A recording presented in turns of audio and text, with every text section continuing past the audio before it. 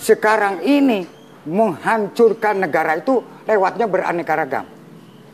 Jadi saya tahu semua, makanya otomatis saya digoreng. Ya, nah saya harus punya liwetan atau betul nggak? Jadi bahasa-bahasa kalam ini kita harus tahu. Semua orang kita, orang-orang sufi atau orang-orang tasawuf harus mengerti. Di situ ada syariat, hakikat, marifat, hoas, panah, jabarkob. Ulama kalau benar-benar ahli atau hoas pasti ngerti. Assalamualaikum warahmatullahi wabarakatuh. Berjumpa kembali ya guys di kanal YouTube Sutarno Azaria Adventure.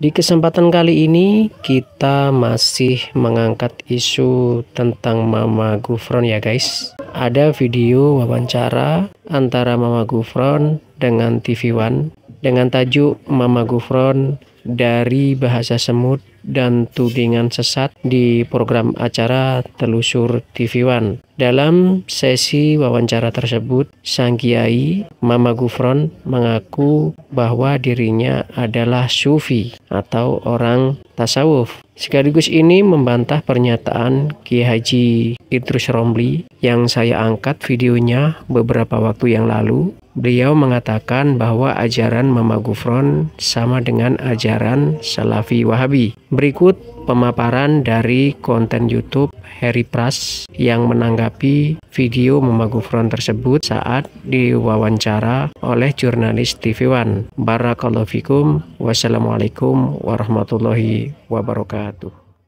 A'udzubillahi minasyaitonirrajim. Bismillahirrahmanirrahim. Ada berita terbaru teman-teman yang disiarkan oleh TV One, yaitu dari Mama Gufron. Mama Gufron memberikan statement terbarunya dan semakin sontoloyonya ketika kita melihat fenomena ini.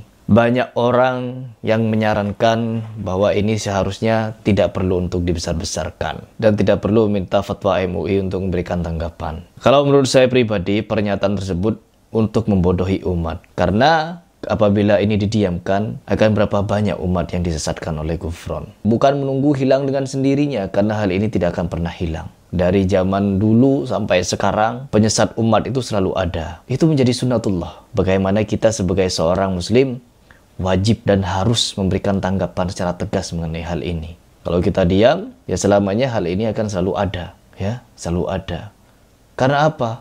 Keburukan apabila dibungkus dengan suatu yang baik, maka itu bisa mengalahkan kebaikan yang tidak tertata dengan baik. Begitu teman-teman. Dan anehnya ya, di video ini kita akan menanggapi pernyataan Gufron yang semakin nyeleneh, semakin aneh di akhir-akhir ini. Yaitu yang pertama, dia mengklarifikasi. Tetapi klarifikasi Gufron bukan untuk meminta maaf. Bukan minta maaf kalau dirinya telah menyesatkan banyak umat. Tidak.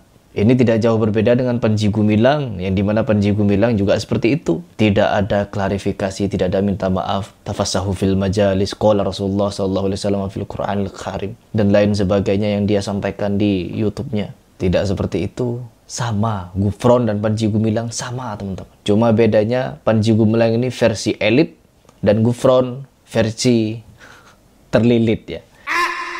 Coba kita simak pernyataan Gufron dari liputan TV One. Dan ini Gufron mengaku sebagai tokoh tasawuf. Bukan cuma tokoh, apa yang diajarkan adalah tasawuf. Mau apa lagi? Ya, kalian yang mengikuti ajaran tasawuf, mau bagaimana lagi? Sekarang ini menghancurkan negara itu lewatnya beraneka ragam. Ragam apa? Ragam apa? Jadi saya tahu semua. Tahu. Makanya otomatis saya digoreng sampai gosong. Ya, nah saya harus punya liwetan atau liwet. Jadi Mama Gufron dari bahasa semut dan tudingan sesat. Bahasa kalam ini kita harus tahu. Semua orang kita, orang-orang sufi atau orang-orang tasawuf. Tuh, Kiai Idrus Romli, yang dimana antum kemarin menyatakan bahwa Gufron ini berfaham Wahabi. Nih, dia ngaku sendiri kalau dia sufi. Dan jemaah dia bukan jemaah Wahabi. Ya, Pak Yai ya. Jemaah Gufron pasti bukan orang Salafi Wahabi, bukan juga Muhammadiyah, bukan pula Al-Irsyad, bukan pula Persis. Tapi pasti orang yang tahlilan, haulan, maulidan. Pasti positif itu. Kalau mau pembuktian tinggal wawancarai satu persatu jemaah dia. Pasti merayakan amalan-amalan kalian juga. Mengaku sufi. Siapa yang di sini paling getol mengikuti ajaran sufi? Dari kalian Bapak, Pak Kiai. Dari kalangan NU yang banyak mengaku belajar tasawuf, sufi, begini, amalan ini, amalan itu, Allah, Allah, Allah, ya, hu, amalan-amalan begitu. Banyak amalan-amalan yang kalian buat, sedangkan itu tidak ada landasan dari Al-Quran dan As-Sunnah. Dan sekarang, Gufron mengaku sendiri kalau dia sufi. Dan yang lebih aneh, ketika dia bersama salah satu kiai ini ya, berdialog dengan arwah. Arwahnya Sunan apa itu, pokoknya salah satu sunan. Gufron ini yang kalian anggap majdub, yang kalian anggap wali Allah, yang kalian anggap sudah mencapai tingkatan ma'rifat. Dia sudah menjadi orang yang melampaui seluruh nabi. Berdialog dengan malaikat, video call dengan malaikat, ngaji kepada Allah, memanggil seluruh nabi, arwahnya para nabi dipanggil, bicara dengan Nabi Adam, Nabi Khidir, nabi ini, nabi itu. Bukankah itu menjadi suatu penghinaan kepada Allah? Sedangkan Allah sendiri sudah memberikan penjelasan dalam Al-Quran. Allah memberitakan kepada Muhammad. Apa kata Allah? Dan mereka bertanya kepadamu, wahai Muhammad, tentang roh. Katakanlah, roh itu termasuk urusan Tuhanku. Disuruh bilang seperti itu Nabi Muhammad kepada umat ketika bertanya tentang roh. Lalu dilanjut oleh Allah Subhanahu wa Ta'ala, dan tidaklah kalian diberikan pengetahuan kecuali hanya sedikit tentang roh. Nabi Muhammad saja disuruh memberikan informasi ini kepada umatnya bahwa pengetahuan tentang roh hanya sedikit. Dan tiba-tiba ada seorang sontoloyo mengaku-ngaku berbicara dengan orang yang sudah wafat. Ruhnya katanya. Na'udzubillah min dzalik. Ini kalau dibiarkan ada berapa juta umat yang akan dibodohi. Kita tahu sendiri bahwa orang Indonesia ini sangat demen dengan cerita khurafat, mengkultuskan orang.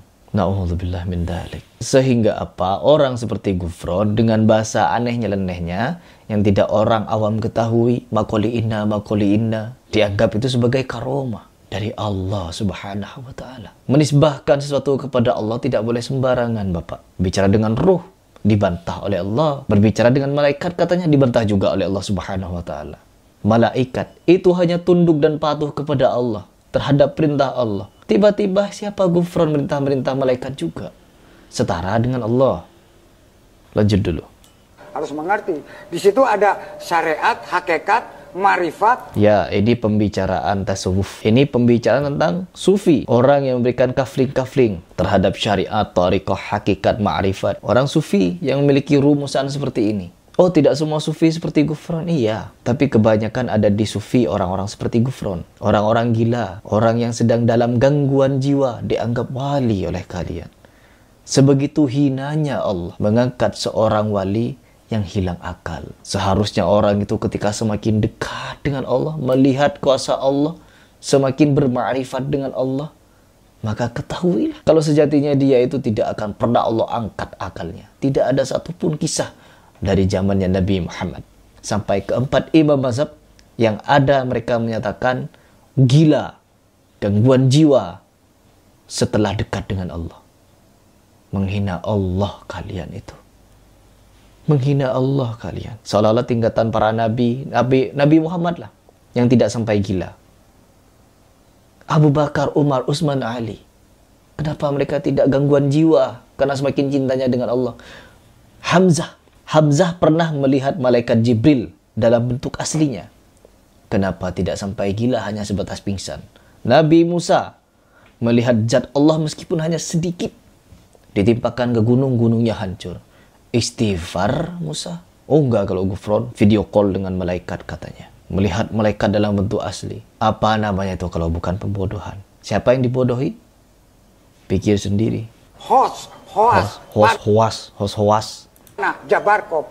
Ulama kalau benar-benar ahli hoas atau hoas pasti ngerti. Tuh, ya ini hanya ada di kalangan kalian yang aneh nyeleneh seperti ini. Kalau kita pengen ngebentuk gotong royong, lihat ngaji semut. Ngaji semut. Ngaji semut, ya Allah. Semut itu punya rasa gotong royong karena bertasbih kepada Allah. Sekarang lari lagi kepada bahasa Macaulay. Kenapa bisa menyelamatkan corona? Tuh, Macaulay kenapa disambung-sambungkan ke corona? Semua daring. Saya nangis. Saya Tuh, apa ini ya? keliling itu bertahun-tahun. Ini omongan orang Sontoloyo ya teman-teman. Tapi di Indonesia, Masya Allah, jadi perhatian publik ya. Keliling Indonesia sampai ngutang saya beras dibagikan kepada rakyat. Dan di belakang ini ngapain ini orang? Gak ada kerjaan lain apakah? Sampai-sampai kepada Gufron segitu mengabdinya. Ya, karena apa? Jangan Ini Syekh Abdul Qadir Jailani ya? Atau siapa ini? Gufron di belakangnya. Ini siapa ini? sampai memojokkan pemerintah dan ulama harus terjun ke lapangan. Artinya Ngomong apa? Ya? makna yang disampaikan Ngomong yang tidak ada maknanya ini ya. bahwa Abah ini bisa berkomunikasi dengan semut, maknanya adalah bagaimana supaya kita ini masyarakat untuk bisa bergotong royong layaknya apa yang dilakukan oleh Loh, semut begitu. sekarang TV One, kalau nggak ngaji semut nggak ada TV One. Ya Allah. Layaknya seperti Panji Gumilang teman-teman. Ya, setelah dia bebas dari penjara, ya santri-santrinya sangat luar biasa antusias menyambut kedatangannya teman-teman. Begitupun juga dengan Gufron. Gufron ini gak jauh berbeda dengan Panji Gumilang. Jangan salah, di Indonesia orang Sontoloyo seperti ini dipuja-puji, digului. Karena apa? Sudah tertanam doktrin adanya wali majedub, wali yang khilaf, wali yang majedub. Dan ini mau sampai kapan ada doktrin seperti ini? Jangan heran Bapak. Jangan salah Bapak. Kata Dr. Ar-Razi Hashim, bisa jadi dia wali majedub. Tambah diorbitkan sama orang yang bergelar dokter. Dan kita yang mengajak umat untuk berpikir cerdas, langsung dituding Wahabi. Dan saya sama sekali tidak keberatan dijuluki Wahabi. Sama sekali tidak keberatan. Karena pasti orang Salafi adalah yang paling jauh dari perkara takhayul, bid'ah, dan khurafat.